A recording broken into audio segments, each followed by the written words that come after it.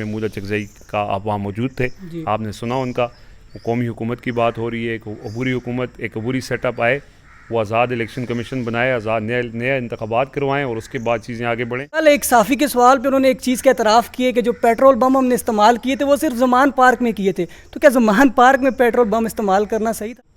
804 केदी number 804 है, उसका track record पिछले 50-60 साल से जो लोग उसको जानते हैं, थकने वाला चीज़ उसकी डिक्शनरी में नहीं है। इराक दुनिया की सबसे बड़ी सोशल वेलफेयर कंट्री थी, लेकिन जब मिलिट्री इस्टेब्लिशमेंट और लोगों के दरमियान दूरियां पैदा हुई तो आज उसके हालात आपके सामने। इस वक्त जो पाकिस्तान की मिलिट्री इस्टेब्लिशमेंट और लोगों के दरमियान जो दूरियां हैं वो कैसे दूर होंगी?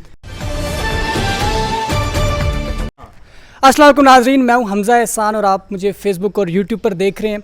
पाकिस्तान की बदलती सियासी सूरत हाल पर बात करेंगे। मेरे साथ सीनियर सहाफ़ी और तजियाकार रिजवान अकीलज़ई साहब मौजूद हैं। रिजवान भाई, बहुत शुक्रिया आपका।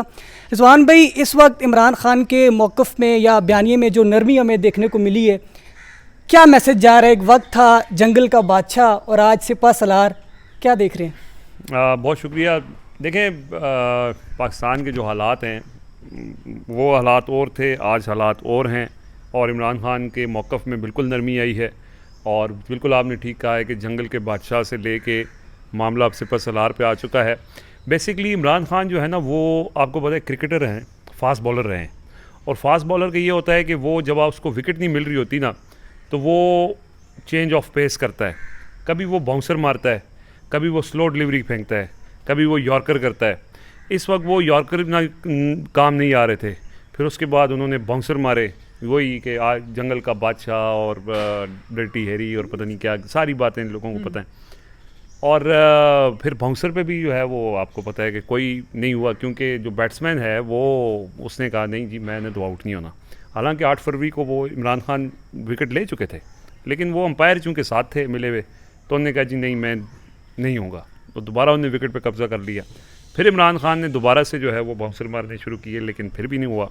अब उसके बाद आपने देखा कि वो उन्होंने अपनी स्ट्रेटजी तब्दील की, स्लो वन फेंकने की उन्होंने कोशिश की, और वो असल में ये अचानक नहीं हुआ। ये एक पैरेलल जो बातचीत है, जो मुज़ाकरात हैं, लोग उसकी कोशिशें ये पहले काफ़ी अरसे से हो रही थी। पहले ये था कि वो कोशिशें संजीदा नहीं ली जा रही थी, वो कामयाब नहीं हो पा रही थी, लेकिन पाकिस्तान जिस जगह पहुंच चुका है, उन्होंने देखें मुल्क जो है ना वो कंट्रोल होता है दो चीज़ों से, एक अवाम आपके कंट्रोल में हो और दूसरा अदालतें आपके कंट्रोल में हो, तो फिर तो आप चीज़ें कंट्रोल कर सकते हैं। माजी में भी नवाज़ शरीफ को निकालना है, बेनज़ीर को निकालना है, लोगों को कहा है ये गद्दार हैं, लोगों को कहा है ये करप्ट हैं, लोगों ने मान लिया है, अदालतों को कहा है कि जी इनको निकाल दो, अदालतों ने फ़ैसले कर दिए, वो निकल गए। अब सूरत हाल यहाँ मुख्तलिफ हुई है। यहाँ पे जो सोशल मीडिया का किरदार था और ख़ास तौर पे इमरान खान ने जिस तरह से पूरे लोगों को मुतहरिक कर दिया ना, इमरान खान ये तो एक लोगों की सोच में जो तब्दीली आई है, ये क्रेडिट तो है उनका। अब हुआ ये कि एक तो इमरान खान जो लोग हैं वो हाथ से निकल गए। 8 फरवरी को सारी कोशिशें हुई, लेकिन लोगों ने इमरान खान के साथ खड़े हो गए जाके। बल्ला नहीं था तो कद्दू बैंगन ट्रैक्टर को वोट दे के लोगों ने कामयाब कर दिया। उसके बाद फिर ये हुआ कि चलो यार अदालतें हम मैनेज करके तो इस सिस्टम को हम चलाएंगे, और अदालतें बड़े चीफ साहब मैनेज थे, उन्होंने इलेक्शन पे आंखें बंद कर ली और कहा जी कि इलेक्शन पे तो कोई इतराज़ नहीं है। फिर ट्रिब्यूनल्स नहीं बनने दिए, सारी चीज़ें हुई, लेकिन जैसे 8 फरवरी का फ़ैसला लोगों ने दिया तो पाकिस्तान की अदलिया में जो बैठे लोग थे उनको ये लगा कि यार लोगों के हुकूक हैं, लोगों ने फ़ैसला और दिया है, और अदलिया का तो काम है लोगों के हुकूक का तहफ़्फ़ुज़ करना। उन्होंने लोगों की लड़ाई झगड़ा तो अदालतों ने तय करने हैं, लेकिन जो आला अदलिया है उसने आइन का तहफ़्फ़ुज़ करना है, कानून की हुक्मरानी को कायम करना है और लोगों के बुनियादी हुकूक का तहफ़्फ़ुज़ करना है। तो आपने देखा कि जजेस खड़े हो गए।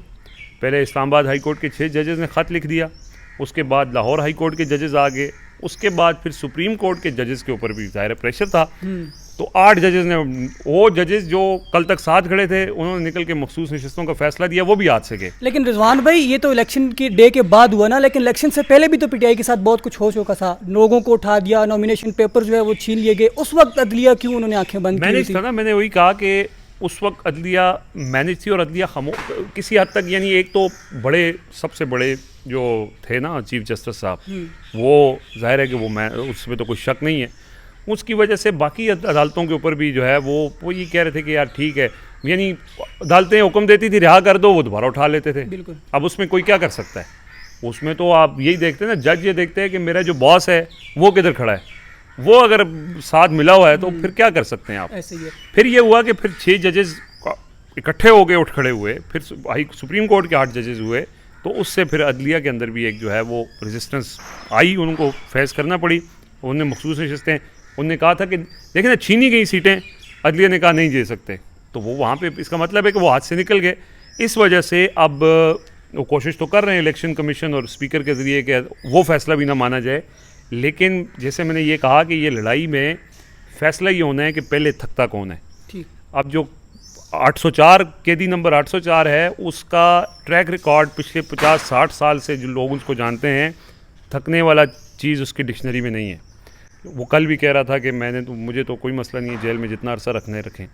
सो जो दूसरी फरीक है उनका प्रॉब्लम ये है कि उनके ऊपर प्रेशर बहुत है, ठीक। लोगों का प्रेशर है, मईशत का प्रेशर है, मुल्क चल नहीं रहा, मुल्क रुका हुआ है यार, लोग बिजली के बिल अदा नहीं कर पा रहे, तो कहीं तो इसको एंड होना है। तो इस वजह से वो जो आपका सवाल था कि ये नरमी क्यों आई, वो जो बातचीत है, उस बातचीत में आपने ये देखा कि कुछ कामयाबी हुई कि पीटीआई के लोग रिहा होना शुरू हो गए। पहले भी रिहा होते थे, दोबारा गिरफ्तार हो जाते थे, अब ये कि रिहा होता उसको दोबारा गिरफ्तार नहीं किया जाता। जो इमरान खान का पहला मुतालबा है कि मेरे लोगों को रिहा किया जाए।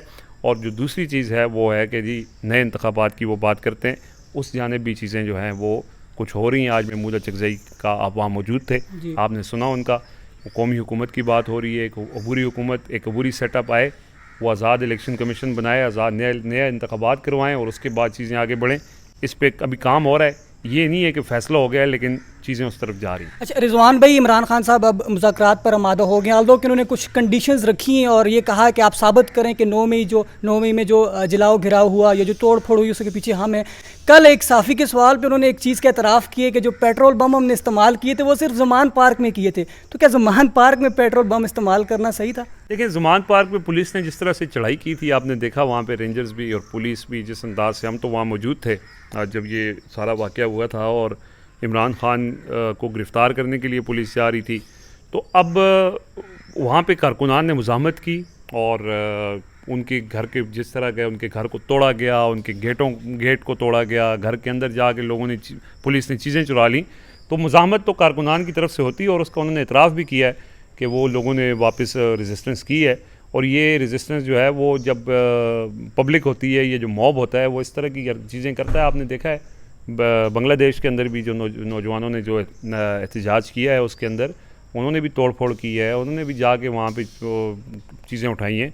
तो ये तो रिएक्शन होता है, पब्लिक रिएक्शन है। ज़ाहिर है कि नहीं होना चाहिए पुरतशद्दद, कोई भी पुरतशद्दद एक्टिविटी की कभी भी सपोर्ट नहीं की जा सकती, वो किसी सतह पर भी नहीं होनी चाहिए। लेकिन जाहिर है कि जब किसी के घरों के ऊपर आप हमले करेंगे तो रेजिस्टेंस तो आएगी। रिजवान भाई, बांग्लादेश का आपने जिक्र किया, वहाँ पर जो इस्टेब्लिशमेंट का रोल था और 9 मई में जो पाकिस्तान की इस्टेब्लिशमेंट का रोल था, उसको आप कैसे देख रहे हैं? और जिस तरह तलबा निकले और बांग्लादेश की पूरी सियासी सूरत हाल को उन्होंने चेंज करके रख दिया, अभी पाकिस्तान में भी तलबा निकल रहे हैं, तहरीक का आगाज़ की है, कितना बड़ा इम्पैक्ट पड़ सकता है अगर ये तलबा इसको कंटिन्यू करते हैं? तो देखें, दो हैं तो मशरक़ी पाकिस्तान, मगरबी पाकिस्तान है, लेकिन दोनों ममालिक के डायनामिक्स थोड़े से मुख्तलिफ हैं। एक तो वहाँ पे फ़ौज इतनी ज़्यादा, जो इस्टेब्लिशमेंट जिसको आप कह रहे हैं, अब वो कोई इतनी ज़्यादा मजबूत उस तरह से नहीं है। वहाँ पे एक सिविल डिक्टेटरशिप थी जो हसीना वाजिद ने कायम कर रखी थी। वो उसने फ़ौज को भी मैनेज किया हुआ था, पुलिस को भी मैनेज किया हुआ था, और वही पिछले 3-4 टर्म्स वो अपना जीत के आ रही थी। वहाँ पे जो मईशत के हालात हैं वो पाकिस्तान जैसे नहीं हैं। वहाँ लोगों को बिजली के बिलों का मसला नहीं है, उनकी मईशत बहुत बेहतर परफॉर्म कर रही है पाकिस्तान से। वहाँ पे प्रॉब्लम जो है वो पाबंदियों का था कि हसीना वाजिद एक तो इलेक्शन उसने धांधली से करवाया, फिर उसके बाद उसने पाबंदियाँ जो ख़िलाफ़ उठने वाली आवाज़ें थी उसके ऊपर पाबंदियाँ, उनको कहा जी ये दहशतगर्द हैं, ये हैं। उन पाबंदियों के ख़िलाफ़ वो लोग उठे और उन्होंने गवर्नमेंट टॉपल कर दी। पाकिस्तान में जो हालात हैं, पाकिस्तान में पाबंदियाँ तो हैं ही हैं, लेकिन पाकिस्तान में जो मईशत के हालात हैं, जो लोग तंग हैं, वो उससे ज़्यादा सेंटीमेंट है। वहाँ पे लोगों को पाबंदियों से मसला था और उनका एक फ़ैसला था सुप्रीम कोर्ट का, जो सुप्रीम कोर्ट ने कहा जी ये जो कोटा है ये हम बहाल करते हैं, उस पर वोट के, और उन्होंने एक पूरी तहरीक चली और ख़त्म हो गया मामला। पाकिस्तान में तो पाबंदियाँ भी बहुत हैं और लोगों को तो खाने के लाले पड़े हुए हैं। यहाँ सेंटीमेंट और ज़्यादा है। बदकिस्मती यहाँ पे ये है कि यहाँ पे जो वहाँ पे फ़ौज का उतना ज़्यादा रोल नहीं था पाकिस्तान में। यहाँ पे जो मिलिट्री इस्टेब्लिशमेंट है वो बहुत मजबूत है और उसने इसमें जो हुकूमत को मुकम्मल तहफ़्फ़ुज़ दिया। और यही इमरान खान के एतराज़ है कि वो लोग जो अवाम में गैर मकबूल हैं उनका साथ देना, बेसिकली ये लोगों को खुदा आपने अपना मुखालिफ किया है। तो वहाँ पे फ़ौज ने ये देखा कि जब लोग निकल आए हैं हसीना वाजिद के ख़िलाफ़, उन्होंने हसीना वाजिद का 45 मिनट आप निकल जाएँ यहाँ से। यहाँ पे जब लोग इनके ख़िलाफ़ निकले हैं तो उन्होंने कहा जी नहीं, लोगों को हम रोकेंगे, ख़ुद सामने आए। तो इस वजह से अब जहाँ पे फ़ौज सामने आ जाए तो जाहिर है कि फिर फ़ौज से कौन लड़ सकता है? मतलब वो तो दहशतगर्द ही लड़ सकते हैं ना। जो आम सियासी वर्कर है वो तो और ये एक पुरान तहरीक हो जो स्टूडेंट्स ने तहरीक चलाई है। अब यहाँ पे भी आपने स्टूडेंट्स की तहरीक का जिक्र किया है, लेकिन बात ये है कि जब फ़ौज और अवाम आमने सामने आ जाएं तो फिर तो तबाही है। ऐसे ही इस वजह से अब इमरान खान ने, अब ये जो 9 मई हुआ, 9 मई के दौरान लोगों ने कुछ तशद्दुद कार्रवाइयाँ हुई भी, इमरान खान उसको फॉल्स फ्लैग ऑपरेशन कहते हैं। लेकिन बात यह है कि वहाँ पे लोगों के एहतजाज को नहीं सुना गया। उनने लोगों को पकड़ के बंद करके मुल्क की सबसे बड़ी पार्टी को ख़त्म कर दिया, क्रश कर दिया। इस वजह से कि वो इक़्तिदार को छोड़ना या वो ख़ुद लोगों के आमने सामने खड़े हो गए। बांग्लादेश की फ़ौज जो है वो लोगों के साथ खड़ी हो गई और हसीना वाजिद को कहा। यहाँ थोड़ा सा ये भी मुख्तलिफ है मामला। आखिरी सवाल है रिजवान भाई, इराक दुनिया की सबसे बड़ी सोशल वेलफेयर कंट्री थी, लेकिन जब मिलिट्री इस्टेब्लिशमेंट और लोगों के दरमियान दूरियां पैदा हुई तो आज उसके हालात आपके सामने। इस वक्त जो पाकिस्तान की मिलिट्री इस्टेब्लिशमेंट और लोगों के दरमियान जो दूरियां हैं वो कैसे दूर होंगी? देखें, ये जो मिलिट्री इस्टेब्लिशमेंट और लोगों के दरमियान जो दूरियां हैं ना, ये सिर्फ इस वजह से हैं कि ये जो रजीम चेंज हुआ ना, एक लंबे अरसे से जो इस्टेब्लिशमेंट है वो लोगों को ये बताती रही कि ये सारे चोर हैं, करप्ट हैं, डाकू हैं। और उसके बाद जब रजीम चेंज के बाद उन्हीं लोगों को लेके आए तो लोगों ने कहा कि यार हम उल्लू के पट्टे तो नहीं है ना। मतलब आपने हमें सारा अरसा आप ये कहते रहे कि जी ये चोर हैं, आप अब चोरों को ले आएँ। तो इस वजह से वो इख्तलाफ बढ़ता गया। फिर उसके बाद उन्होंने लोगों को मारना पीटना शुरू कर दिया, उठाना शुरू कर दिया, पाबंदियाँ लगाना शुरू कर दी, तो वो गैप आया। लेकिन ये फ़ैसला जो है ये पूरे इदारे का नहीं है, ये 1, 2, 3 शख्सियात का हो सकता है। और ज़ाहिर है कि वो हर किसी के अपने मफादात हो सकते हैं, लेकिन जो इदारा भी है उसका भी यही राय है कि लोगों के ख़िलाफ़ नहीं जाया जा सकता। हर जो ज़ही शऊर इंसान है वो यही समझता है। तो ये पॉलिसी जो है वो शख्सियात की हो सकती है, इदारे की नहीं है, और ये लोगों को भी इस बात का पता है। तो ये जो दूरियां हैं, ये जैसे ही पॉलिसी बदलेगी और प्रो पीपल पॉलिसी आ जाएगी, लोगों के हक़ की वो तहफ़्फ़ुज़ करेंगे जैसे बांग्लादेश के फ़ौज ने किया है, तो वो दूरियां ख़त्म हो जाएंगी। ठीक है, बहुत शुक्रिया रिजवान भाई, बड़ी डिटेल डिस्कशन की मौजूदा सियासी सूरत हाल पर भी, और हमारी दुआ है कि अल्लाह पाक पाकिस्तान को सलामत रखे और हामी और नासिर हो। Thank you.